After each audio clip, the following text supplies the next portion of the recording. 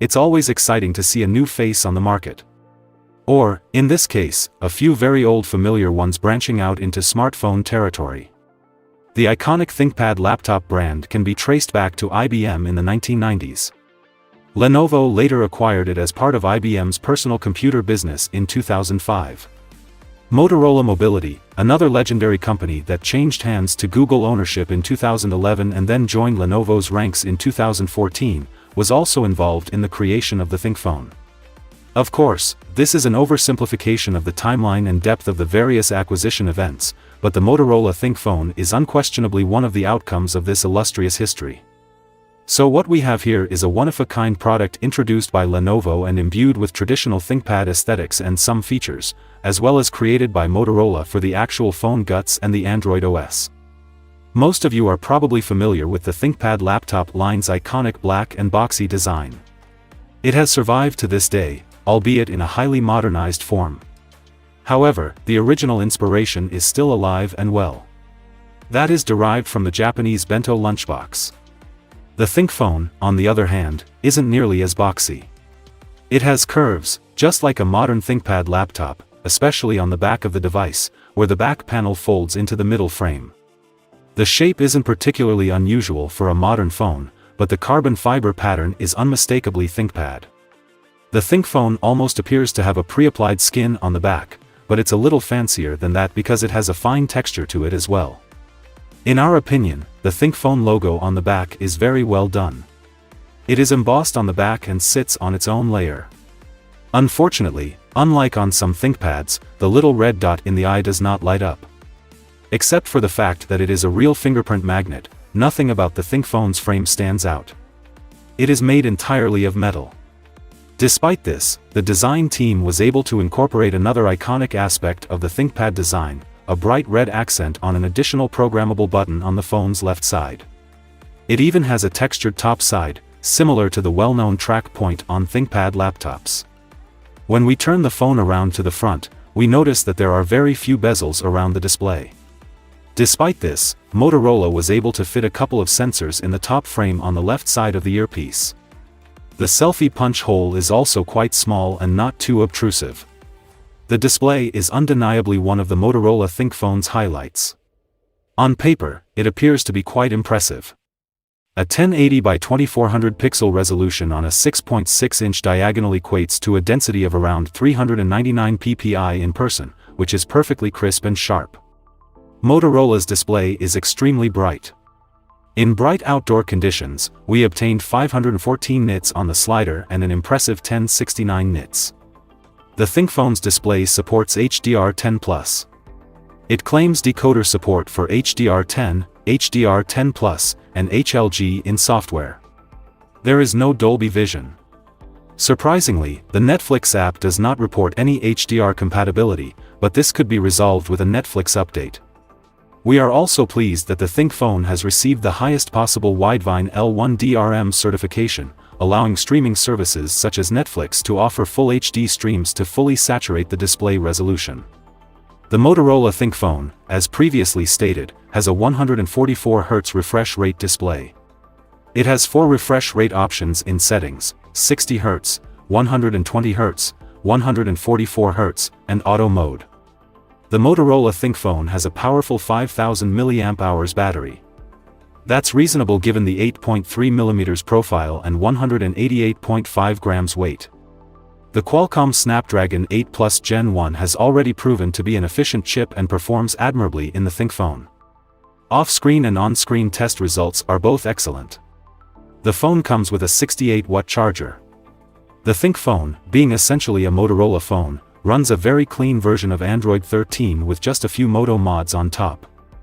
We continue to believe that this clean appearance is a selling point for all Moto devices. Then there's widgets, which got a makeover with Android 12. The widget picker provides responsive previews for various widget sizes. By tying into the Material You theming engine, the new API supports dynamic coloring, allowing widgets to adapt to the wallpaper. The Material You auto-theming feature is also present, albeit hidden behind a slightly modified Moto-specific theming engine. Wallpaper-based accent colors are still available for Google Apps and the Settings menu. Motorola also has an interactive wallpapers app where you can download a variety of dynamic wallpapers. Motorola has, as is customary, included a slew of useful extras. They are all stored in a Moto Settings app, which organizes them into categories. Think 2 connectivity is another enterprise-friendly feature marketed on the ThinkPhone.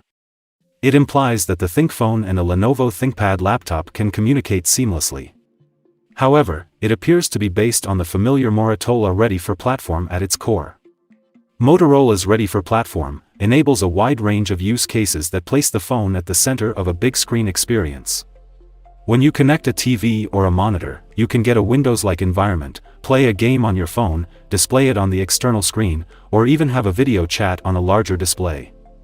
A cable can be used to connect the devices, either the Ready for cable or a USB C-to-C cable with a compatible monitor.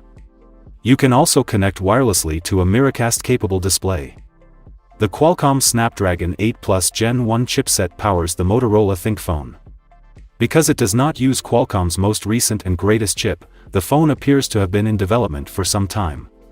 Nonetheless, the ThinkPhone is unquestionably a flagship device with plenty of power to spare. The Snapdragon 8 Plus Gen 1 has an octa-core CPU configuration with one primary Cortex-X2 core running at up to 3.19 GHz, 3 by 2.75 GHz Cortex-A710, and 4 by 1.80 GHz Cortex-A510. Its GPU is an Adreno 730. The ThinkPhone comes with either 8 GB or 12 GB of RAM as well as up to 512 GB of non-expandable UFS 3.1 storage. In use, the ThinkPhone is extremely smooth and responsive. Its clean and light operating system definitely helps in this regard. It's very quick to use and has plenty of raw power to chew through any task out there. While the ThinkPhone lacks the latest Snapdragon 8 Gen 2 processor, it is not a deal-breaker in terms of practicality. When under heavy load, the ThinkPhone, particularly its metal frame, can become quite warm to the touch. It performs admirably in terms of thermal management and throttling, with no jarring dips that would have caused stuttering. It's not particularly impressive when it comes to cooling, but it's adequate overall. The ThinkPhone's camera setup is almost entirely based on the recent Motorola Edge 30 Fusion. The primary camera employs a 50-megapixel OmniVision OV50A sensor with an f1.8 lens. The sensor is also equipped with an OIS-capable lens in this case. Then there's the ultra-wide camera. It has a 13-megapixel SK Hynix HI1336 sensor with an f2.2 lens. Last but not least, the ThinkPhone includes a depth sensor, which employs a Galaxy Core GC02M1B sensor. It's just a 2-megapixel f2.4 camera. The ThinkPhone differs from the Moto Edge 30 Fusion in its selfie camera. The international model is equipped with an OmniVision OV32B 40-32-megapixel camera. It should be noted that the ThinkPhone, which is aimed specifically at the Chinese market, employs a 16-megapixel selfie camera instead. The camera app, like the rest of the OS, is provided by Motorola. As a result, it's mostly the same as what we've seen on previous Motos. The ThinkPhone's main camera can record video at a resolution of up to 8K at 30 frames per second. The quality of 8K videos is poor. They're a little soft, and the colors are a little too muted for our tastes. The ultra-wide camera can capture video at up to 4K at 30 FPS, which isn't something you'll find on every ultra-wide these days, with many only supporting 1080p. The quality is excellent. Detail is abundant for an ultra-wide, contrast is high, and colors are pleasing, if not exactly a match for the main camera. The dynamic range is also quite broad, and there are no obvious flaws such as corner softness or excessive distortion. It's difficult to adequately describe the ThinkPhone in all of its nuances. One thing is certain, it is not your average smartphone, but rather a unique and very specific product, both in essence and intent. Although you can buy one as an end user, the ThinkPhone is primarily a business-to-business enterprise product. Corporate criteria, requirements, contracts, and services operate differently than on the open market. As a result, determining the actual value of the ThinkPhone and its pricing competitiveness is difficult. The ThinkPhone also has a fantastic all-around display with excellent performance and dynamic and cohesive high refresh rate handling. Also, the battery life is excellent, and charging is quick. The real icing on the cake, however, has to be the clean Android OS, which comes with a slew of extra features such as Motorola's ready-for-platform and some advanced security, onboarding, and remote management features. This is the type of thing that will make the corporate IT department happy. However, the ThinkPhone is far from perfect. Its camera setup, in particular, disappointed us. The stereo speaker setup is the same. We honestly find it difficult to justify the ThinkPhone as an end-user purchase on the current open market at €1,000. It only falls short in a few key areas. That being said, if you end up with one through your job or are looking to buy a fleet of devices for your company, the ThinkPhone could be a viable option in the right circumstances.